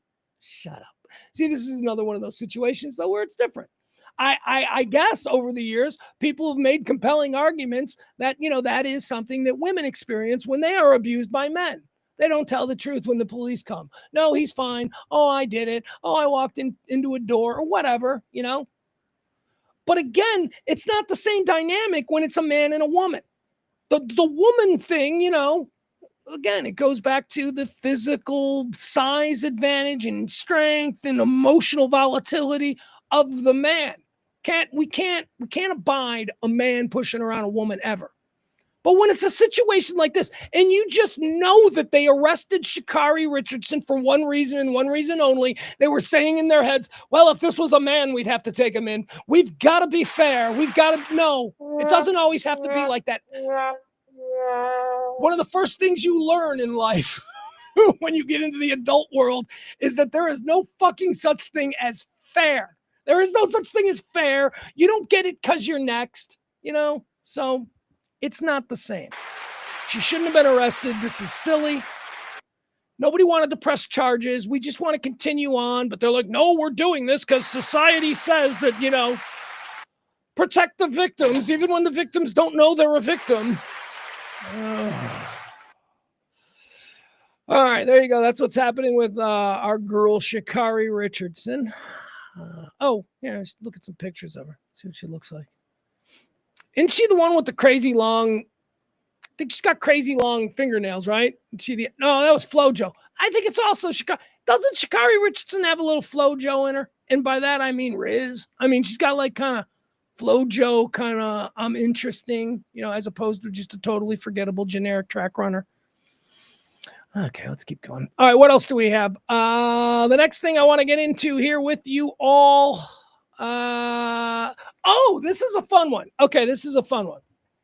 Do you guys know who Matt Rife is? Matt Rife is a comic. He's a great comic. He's a great young comic. There are a bunch of really good young guys. He's very funny. The way he structures jokes. He's a bit of a shock comic. I would say that he's a shock comic, but I love that. Because for the past 15, 20 years of stand-up comedy in America, there's been no such thing as a shock comic. I mean, I come from the era of, Pryor and Carlin. Those were the first comics that I remember. Bill Hicks, Dice. These are shock comics. They say things that are intentionally designed to create some response from the audience. Well, that went away. That went away for about 15 years. I know. I worked in comedy clubs. I worked with comedians. I was in and out of clubs. I saw rules. I mean, they have rules for clubs, or at least the last 15 years. And the comedic instinct to shock or satirize conventional ways of looking at things with a really heavy-handed, shocking sort of punchline thing, that went away. And it wasn't being developed. And they called them blue for a while. We've got a blue show. Blue shows used to just be people who told dirty jokes. But because of the politically correct type of world that we've created, blue shows became comics who had opinions that, weren't politically correct. And over the past 5 years, I'll tell you flat out, since Donald Trump got elected the first time, since MAGA rose up, there has been a freedom that has been given to comedians, some comedians. And there's a whole new class of comedian who are unafraid. They're going to say shit that maybe if you were politically ginned up to, just be triggered by any little thing, they're intentionally trying to trigger you for laughs and all of that. And then their entire brand, whatever their comedic brand is, it'll inevitably get politicized. Oh, he's a MAGA comic or whatever. Oh, fuck you. Shut up. He's a comic. He's funny. That's how I feel about Matt Rife. I think Matt Rife is really funny. I think that he's got unbelievable stage presence. He did an entire comedy show that was based around stage work or crowd work. I'm sorry. Like the entire comedy thing was just him fucking with the audience. And it was tremendous. He's so quick-witted. He's so smart. And yes, he is shocking. So that's who Matt Rife is, one of the top comedians out there. Estimated net worth $75 million. Yeah. Oh, these guys on YouTube, these comedians, they ain't real comedians. Yeah, it probably took Louis C.K. 30 years of endless touring to become a guy who could say, I'm worth 10 million. Matt Rife has a YouTube channel. He's worth 75 million. The world we live in. Don't hate it. Don't hate it. Just be like, it's the world. So Matt Rife has a whole bunch of money and he's having some fun with his money. Are you familiar with the Conjuring universe? Like, do you like scary, spooky movies? James Wan, who is the master of the dark arts. He's a tremendous scary movie director. He created this whole universe, the Conjuring universe, of which Annabelle, the Annabelle movies. Annabelle is a doll in these movies possessed by a 6-year-old girl, like a murderous 6-year-old girl, like a really mean 6-year-old girl. So the Annabelle movies have become a bit of a sensation with a younger generation. And, maybe not so much us older folks, but younger people, they all know about it. And the Annabelle doll is a real doll. Supposedly. The story about Annabelle, the child's doll, in real life, Annabelle's a Raggedy Ann doll. The real Annabelle is a Raggedy Ann doll that is said to be possessed by the spirit of a 6-year-old. It has been in a paranormal museum for like the last 40 years, but it's an old story. And that is the story that the movies Annabelle are based on. So when you see Annabelle, just know, like Amityville Horror, it is based on a real scary story. Whether that real scary story is a real story, it actually happened, we don't know. But it is a story. It is an urban legend. It has been going around. And there is a physical Annabelle doll. That is the real Annabelle doll. So what makes this interesting is that the museum that houses or has control of the Annabelle doll. Come on in. Hold on, guys. You good? All right, we got some people out there. I thought we were going to have some guests in here. So the Annabelle doll is a real thing, and it's kept in this museum. And last year, the Paranormal Museum, went out on tour across the country to take advantage of the popularity of the Annabelle films. It's like, come see the real Annabelle doll. So that was a plan. It was a plan to put it out there. But one of the ways that they promoted the tour was that the people who own the museum, the Warren family, the people who own the museum that has possession of the Annabelle doll, put out a press release saying that Annabelle was missing. Oh, the doll, you mean the possessed doll is missing? It wasn't missing. It was on tour, and you knew it was on tour, but you got some headlines, and then people went, it's missing, and we can go see it at the mall this weekend. So that's what it was. So anyway, the guy who put on that tour, the guy who took Annabelle out on tour and was going from city to city, hey, it's the Annabelle doll. They say she's cursed, but I don't think so. Yeah, that guy dropped dead last month. Like in the middle of the tour. It was like I don't even know if he's a healthy guy. I don't know what he was, but isn't that weird? Like the guy who takes the Annabelle doll out on tour, when, the thing about Annabelle is anybody who possesses Annabelle, you're going to die, right? Annabelle's going to kill you. And then this dude, this is true. That you can't, check the facts. The guy who put the tour together for the Annabelle doll this summer died in the middle of the tour. I think it was July the 25th.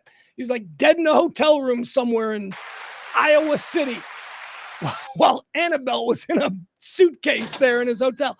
I don't know that that's the details, but it's something like that. Okay. That's weird, right? It's really not weird when you live like me, somebody who is definitely in touch with his own mortality, who understands that at any minute a bubble could burst in your brain and you'll just die. No signs, no nothing. Just, hey, everybody, how you doing? Pop, dead, right? I could be walking to my car. You could be walking to your bus, and a frozen chunk of shit could fall from an airplane at 30,000 feet and just crush you. That's life. So this guy who took Annabelle out on tour, I don't know, maybe he had a heart condition, whatever. But it is weird that he takes the doll out on tour. There is a big press release about the doll is missing. And then the doll is revealed to be on tour. And then like a week later, the guy who's taking it out on tour dies mysteriously.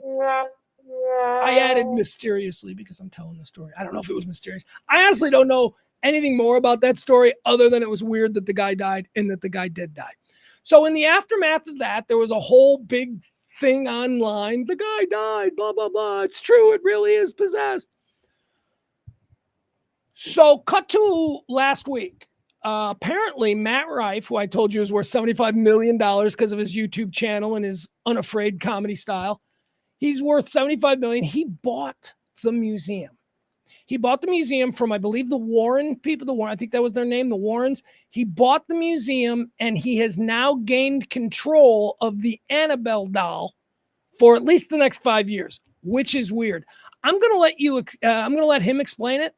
This is all real. So if Matt Rife dies like unexpectedly in the next, I don't know, however long, it's very weird. Anyway, let's watch this. Here's the other thing about Matt Rife. I mean, this is brilliant. This is brilliant promotion. This is just, he also considers himself an amateur paranormal expert. He loves the paranormal stuff. So it's not like this is completely outside of his, frame of reference. He's a big paranormal guy. So, all right, here you go. Let's watch this. Matt Rife talking about taking possession of the Annabelle doll. No pun intended. Hey guys, super random but incredible announcement. I have just bought the Ed and Lorraine Warren's Home and Occult Museum with my very good friend Elton Castay. If you guys have ever seen any of the Conjuring films, the Annabelle films, or even Amityville Horror, this is the home that inspired all of those stories. This might be the most important and prominent piece of paranormal history in the world. Ed and Lorraine Warren are who took demonology and ghost hunting and paranormal investigation and made it mainstream. Now, I know a lot of you guys don't know what any of this means. When he says mainstream, he means commercially viable. That's what he means. They commercialized the idea of ghost hunting. But if you follow ghost stuff, this is about as big as it gets. So what does this all mean? It means that Elton Castay and myself are the owners of the physical Ed and Lorraine Warren's Home and Occult Museum. We are the legal guardians and caretakers of all 750 haunted artifacts and items in the Warren Museum, including the Annabelle doll. I must go on record and say we do not legally own the items, but we are the legal guardians and caretakers of the items for at least the next 5 years. All right, so what does that mean? Am I the legal guardian of this remote? It's a doll.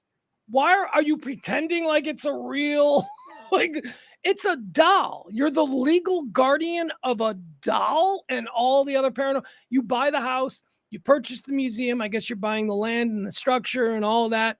But the artifacts that are held within the museum and home that you've just purchased, you must license them. You don't actually get to own them. So he doesn't actually own the Annabelle doll, but he is the legal guardian, which means he can do whatever he wants to it. All right, let's keep going. And what this means for you guys is you are going to soon be able to book a night or a weekend and stay at the Warrens' house and investigate the house and the history of the house, as well as the museum. He's brilliant. Do you get what he's done here? All right, so he's tapped into this whole paranormal thing. He's already tapped into that world because, as he says, he's a ghost hunter guy, and he's known on the YouTube and Twitter and Instagram ghost hunter channels as being a legit guy, in addition to being one of the most popular comedians out there now. So, wait, hold on. Museum and investigate the house or a weekend and stay. All right, so he's bought the house, right? He's bought the house. Now he's gonna Airbnb it. Now he's gonna Airbnb it to the highest bidder because it's a haunted house. That's incredible. I mean, it's brilliant. It's brilliant. He's not gonna stay there. He's like, yeah, I got this house. Hey, who wants to pay 1,000 times over market price to spend the night in a house at the Warrens' house and investigate the house. All right, let's listen to this one more time. 5 years. We are the legal guardians and caretakers of the items for at least the next 5 years. And what this means for you guys is you are going to soon be able to book a night or a weekend and stay at the Warrens' house and investigate the house and the history of the house, as well as the museum and all the artifacts inside of it. This is the most random hobby ever, but it's so fucking cool, man. I should probably collect stamps or something. Might be a little safer. But yeah, we own the house, and we are very excited for you guys to see it. Stay tuned. There you go. How about that? So death watch on Matt Rife, right? He dies weird or suspiciously after, acquiring all, I don't know, just kind of fun. Frank, why has Loni Anderson's milk cannons been stuck up there this whole time? Oh, good Lord, I'm so sorry. All right, one more time. Let me remind you that we are, in fact, in the middle of a pledge week. If you want to drop a little something, help tip this show. For 4 years now, every day we've been doing this show. We need to make X amount of dollars every month to make it something that we can actually do. We need $200 this week. So if you want to help and contribute to that goal, please drop a little something in the Venmo or in the Cash App. And we will continue to do these kinds of locally themed everything talk. Not a bunch of politics, certainly not wall-to-wall sports, just regular people talk. Help us out if you can. That would be great. All right, the next thing I want to do, this will be the last thing I want to do. Kids, let me show you something. Yeah. You want to just get really angry? Can I take you back to early in the show when I was bragging on my son? Well, yeah, please, Pugs, brag on your son some more. We all love that. Hold on. Let me get rid of something. Yeah, get rid of that. I showed a video of my kid. Football starts next week. It's his last week of summer break, and he wants to wake up at 7, 8, 9 in the morning. Can we go earlier? He wants to wake up early, and he wants to put in a really hardcore extracurricular football workout, right? Because he wants it. Because he's a kid and he wants it. All he wants is to be the starting center on the varsity as a junior. I love him.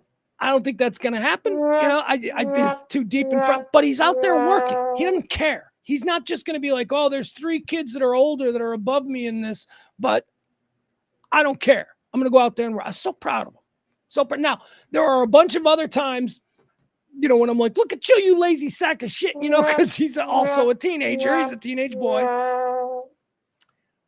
But he's got that thing. He's got that thing in him. And I'm so happy. And by the way, so does Dom. Dom was out there too, man. He wasn't out there alone. There were other kids out there busting ass in the August Texas sun. Whew, really busting ass. One more time, thank you to Coach Anthony Dorsett, who just incredible, giving his time. So great. Oh, man, we had this funny situation with AD. So Mason, my son, was sucking wind after one particular ladders drill where if you know what ladders are. So after one particular ladder, my kid was sucking wind and he's like, he's bent over and he's breathing really hard. And Dad on the sideline, knowing what he did the night before, was he went out with his boys and they went to a movie and, I don't know if a couple beers were drank, but whatever. They're high school kids in Texas, right? The football team goes out, they have fun, whatever. Thing is, he was up bright and early for his workout, so that's okay. But anyway, so he's sucking wind, right? He's like, and I shout out from the sideline. He goes, I bet one of those cold beers from last night would taste really good right now, huh, kid? And he looked at me and he gave me the finger, which is what he does. He just kind of looks at me like that. He gives me the finger. I said it joking. Coach Dorsett, AD, and like I said, I've been friends with AD for years. No, we aren't friends here. I'm a parent. And he's a coach in this dynamic. And in that moment, he starts walking over to me and he gave me the scariest fucking look. He was looking at me like that, like I was encouraging, my kid to not treat his body as a temple if he wants to go to the next level and all that. And so he's walking towards me and he's staring me down and I'm starting to get nervous because AD's a big dude and he's chiseled and rocked out, He's walking towards me and he's staring me down and I start moving backwards. I'm like Homer Simpson back into the bushes. And then as a joke, I shout out, yeah, but I'm sure Coach doesn't mind lake beers, right? The idea that you can have a lake beer. And he just started moving faster and he pointed at me. He's walking towards me and he's pointing at me and I go, all right. And then he turns and he walks back. Serious, no nonsense, man. No nonsense. So anyway, that's what my kid did yesterday. My kid and Dom did that, and they just showed that they have something that we don't see a lot, I think, in other kids today. A lot of kids would rather just be sucking up air conditioning, playing video games in their bedroom. But no, these kids are out there working their ass off because they still have dreams. Now, let me show you another kind of kid that's out there. All right, let me show you this video, and we're going to go out on this. We'll be back tomorrow. Look at this video. Okay, so this comes to us from some video game tournament, okay? These are video game kids. So apparently, a kid lost. Hey, somebody's got to lose. It's a video game tournament. So the kid loses, and the kid is so shocked that he loses that he goes into this complete emotional breakdown over losing a video game. And it's not an emotional breakdown like you would expect, where he's crying and he's like, no, I can't believe I lost. No, he goes into some kind of emotional vapor lock. I have never seen this before. And I'm looking at this kid and I'm going, this kid is damaged. This kid is seriously damaged. If this is his emotional reaction to losing a video game, I understand that maybe this is a tournament and he really wanted to win. But kids lose sporting events all the time, and they don't go into this level of fucking weirdness. Watch this kid's reaction to losing a video game tournament. And it's weird because it goes on in the beginning. You're like, oh, he's just being a character. He's just, he's playing it up.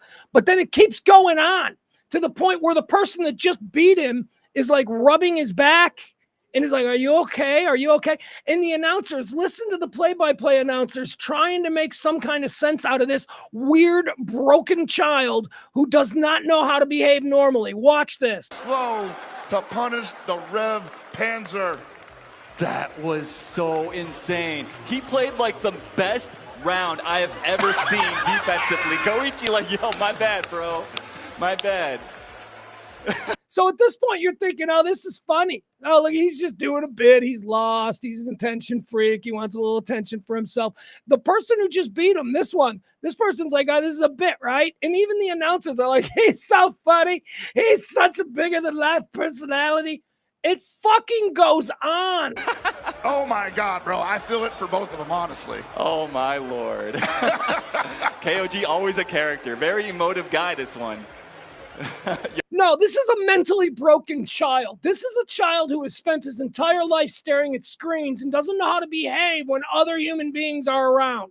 This is the kind of reaction that might be acceptable in your bedroom with the door locked when you just lost to some guy from Vermont and you're all by yourself. Fine. This dude is in public. He has no idea.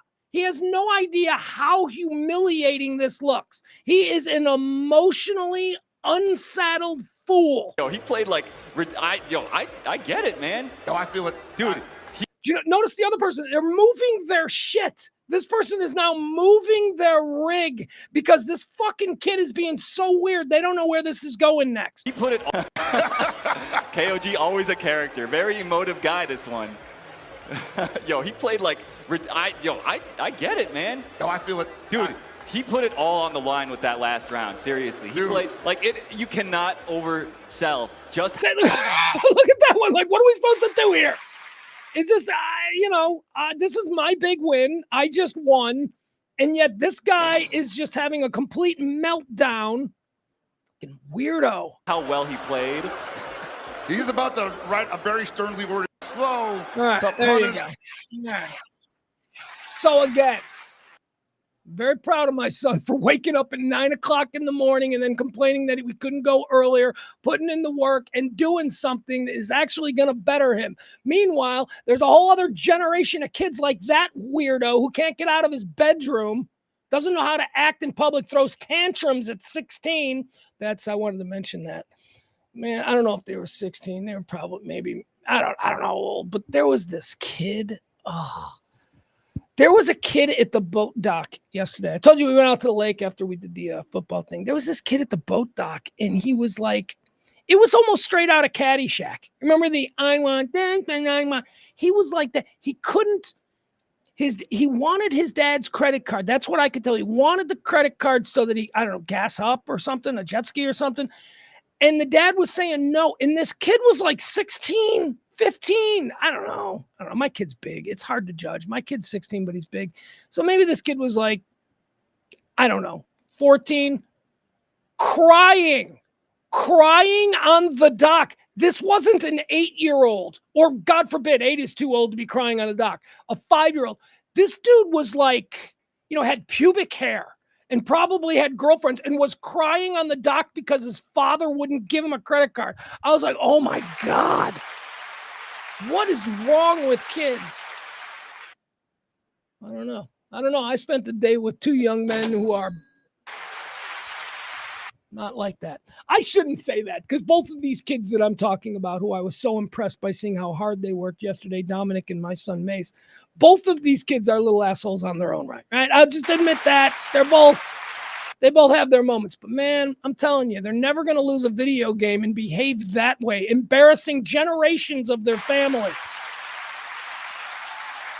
Hey guys, make a plan. Tomorrow night, it is potty night out there at the back 9. We do trivia every Tuesday night. I am your trivia host. It's been a good couple of weeks. We lost trivia for about 3 weeks. They took 3 weeks off in the middle of the summer because, vacations and all that stuff. But then we brought us back, and the last 2 weeks of trivia have been awesome. James Parker, 2 weeks in a row. He is the defending champion. If you think you can beat James Parker from WBAP Radio afternoons, 2 to 5, 93.3 FM here in Dallas. You think you can take his trivia crown? You come on out tomorrow to the back 9, 4060 Beltline Road in Addison, Texas. 2-week defending champion. But I'll tell you, there is one of you right there on his heels. I wouldn't sleep on Bill Falk. Bill Falk is always right there behind Parker. That's every Tuesday night. We do trash trivia hosted by me. I write the questions, and then I perform the questions, and then we play a couple hours every Tuesday night. It's a good time. So make a plan. Come on out. 4060 Beltline Road, the back 9, 7:30 p.m. tomorrow in Addison, Texas. Prizes, cash cards, or gift certificates is what I'm saying. All of that stuff. Also, before I get out of here, tip the show if you can. That would be great. Help us out. We're trying to make our nut for the month, and, it's been a bad month. I don't really push during the off weeks, but I can have no shame at all during these pledge weeks. So tip if you can. Oh, I had a fun fact. Hold on. I had a fun fact that I forgot to drop on you. It's a fun fact about somebody who was supposed to play somebody else.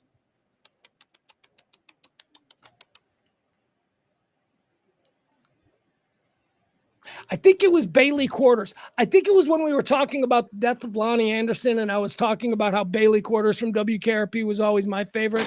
Jan Smithers, fun fact, as I leave you today. Do you know that Jan Smithers, who played Bailey Quarters, she was originally cast to be Wonder Woman? She was supposed to be Wonder Woman. Would we think differently of Bailey Quarters if, she had played Wonder Woman instead of Linda Carter? But Bailey was Jan Smithers. She was supposed to be Wonder Woman. And instead they put big Coke bottle glasses on her, gave her a straight haircut, and tried to pass her off as a fuddly chick in the office. Didn't work.